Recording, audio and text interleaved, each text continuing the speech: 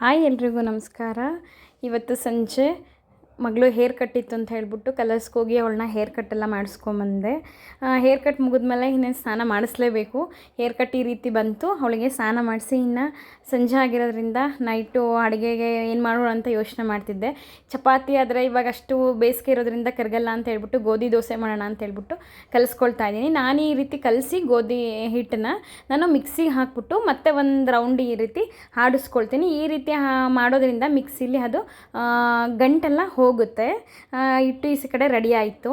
ಇನ್ನು ಗೋಧಿ ದೋಸೆ ಜೊತೆಗೆ ನಾನು ಹೆಸರು ಕಾಳು ಚಟ್ನಿ ಮಾಡೋಣ ಅಂತ ಅಂದ್ಕೊಳ್ತಾ ಇದ್ದೀನಿ. ಇದು ನಮ್ಮ ಹಳ್ಳಿ ಸೈಡಲ್ಲಿ ಮಾಡ್ತಾರೆ, ತುಂಬ ಚೆನ್ನಾಗಿರುತ್ತೆ. ಹೆಸರು ಕಾಳನ್ನ ಈ ರೀತಿ ನಾನು ಈ ಹದದಲ್ಲಿ ಹುರ್ಕೊಂಡು ಅದಕ್ಕೆ ಸ್ವಲ್ಪ ನೀರು ಹಾಕಿ ನೆನೆಯೋಕ್ಕೆ ಬಿಡ್ತಾ ಇದ್ದೀನಿ. ಈಗ ಹಸಿರು ಮೆಣಸಿನ್ಕಾಯಿನ ಹುರ್ಕೊಳ್ತಾ ಇದ್ದೀನಿ. ಹಸಿರು ಮೆಣಸಿನ್ಕಾಯಿನ ಈ ರೀತಿ ಉರಿಯೋದ್ರಿಂದ ಅದು ಗ್ಯಾಸ್ಟ್ರಿಕ್ ಆಗಲ್ಲ ಅಂತ ಉರಿತಾರೆ ನಮ್ಮ ಕಡೆಯಲ್ಲಿ. ಇನ್ನು ಅದಕ್ಕೆ ಸ್ವಲ್ಪ ಜೀರಿಗೆ, ಸ್ವಲ್ಪ ಹುಣಸೆ ಹಣ್ಣು, ಕರ್ಬೇವಿನ ಸೊಪ್ಪು ಹುರ್ಕೊಂಡಿದ್ದೀನಿ, ಉಪ್ಪು, ಸ್ವಲ್ಪ ಬೆಳ್ಳುಳ್ಳಿ, ಕೊತ್ತಂಬರಿ ಸೊಪ್ಪು ಹಾಕ್ಬಿಟ್ಟು ರುಬ್ಕೊಂಡ್ರೆ ಆಯಿತು. ತರಿ ರುಬ್ಕೊಂಡು ಆಮೇಲೆ ನಾನಿಲ್ಲಿ ಸ್ವಲ್ಪ ಕಾಯಿ ಸೇರಿಸಿ ರುಬ್ಕೊಳ್ತಾ ಇದ್ದೀನಿ. ಈ ಕಡೆ ಚಟ್ನಿನೂ ರೆಡಿ ಆಯಿತು. ಈಗ ದೋಸೆ ಹಾಕ್ತಾಯಿದ್ದೀನಿ. ದೋಸೆ ಚಪಾತಿಗೆ ಹೋಲಿಸ್ಕೊಂಡ್ರೆ ಸ್ವಲ್ಪ ಡೈಜೆಷನ್ ಚೆನ್ನಾಗಿ ಆಗುತ್ತೆ. ಹಂಗಾಗಿ ನಾವು ದೋಸೆನೇ ಮಾಡ್ತಾಯಿದ್ದೀನಿ ಬಿಸಿಲಿರೋದ್ರಿಂದ.